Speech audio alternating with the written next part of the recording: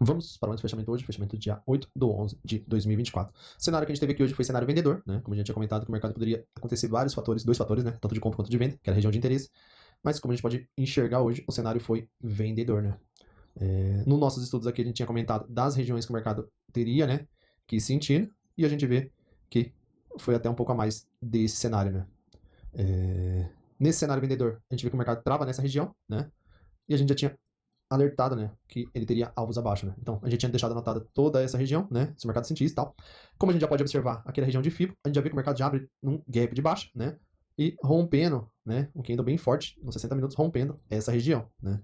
Nos nossos estudos aqui, a gente teria, né, esse cenário, né, como a gente pode ver, teríamos alvos abaixo e tal, né, tudo comentado, né, tanto na semana, né, que o mercado ficou tentando, né, romper essa região de topo, tentava vir buscar essa região de FIBO aqui, ó, mas o mercado sentiu bastante, até que na quinta-feira a gente vê que entra muito mais força vendedora, né. E outro detalhe também que eu tinha colocado aqui, né, pelo 15 minutos, foi o quê? Que eu já enxergava o mercado nesse cenário aqui, né, ó, também, né, no vídeo de ontem, eu já tinha colocado e explicado que eu estava enxergando esse cenário, né, que a gente sabe que ele tem alvos mais abaixo, né, por quê? Porque tem projeção de toda essa perna aqui, ó, toda essa perna aqui, a gente tem a projeção dela, né, ó. Então a projeção dela, vamos ver onde vai dar, ó. Se ela já não pagou o alvo, ó, praticamente pagou o alvo, tá vendo? Então, esse daqui também é um cenário, né, que a gente já tinha desenhado, né. Podendo chegar até mais abaixo, né, mas como aqui ele já deu praticamente o alvo, né.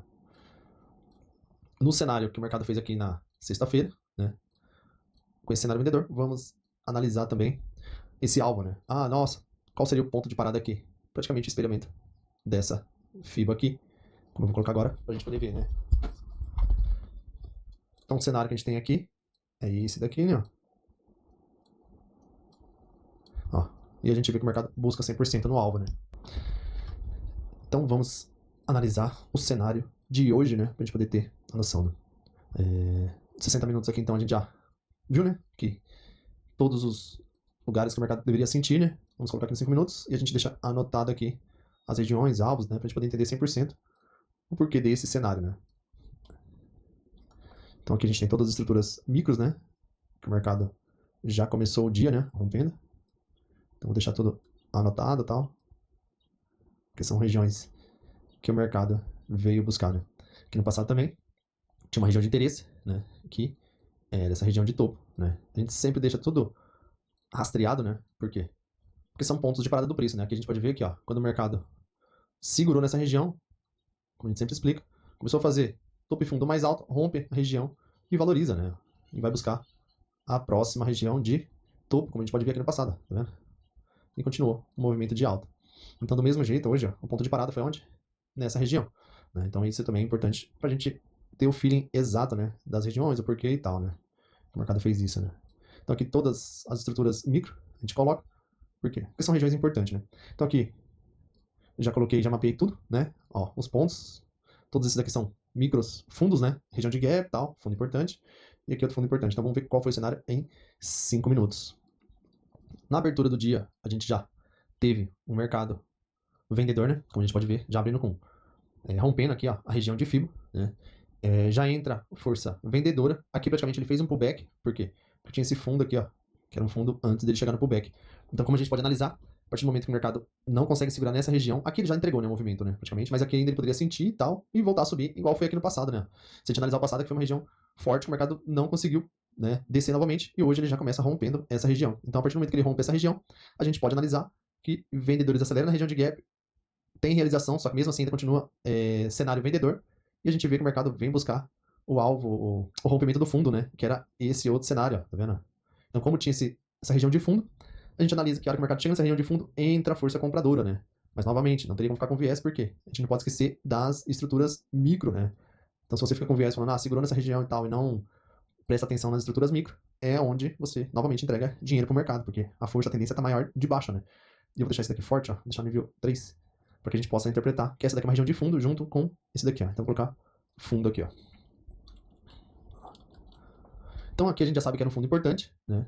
E no primeiro momento o mercado ainda segura aqui, né? Ó, ele segurou, fez um fundo mais alto, só que aqui, ó, eu vou explicar detalhe, né? Ó. Aqui não poderia ficar com viés, né? Por quê?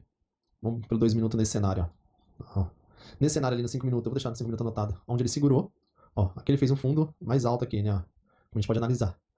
Só que a hora que a gente volta no 2 minutos naquela região, ó, vou já tirar a região de gap. O que estava acontecendo aqui, ó? Como a gente pode analisar, ó, o mercado, ele tinha ficado meio microlateral aqui, né? Por quê? Porque ele não conseguiu romper essa região de topo, né? Ele tentou uma vez, ó, falha de romper esse microfundo, tenta buscar a região de topo, falha, ó, faz um fundo, um topo mais baixo, rompe a região, e aqui praticamente no micro foi a troca de polaridade, né?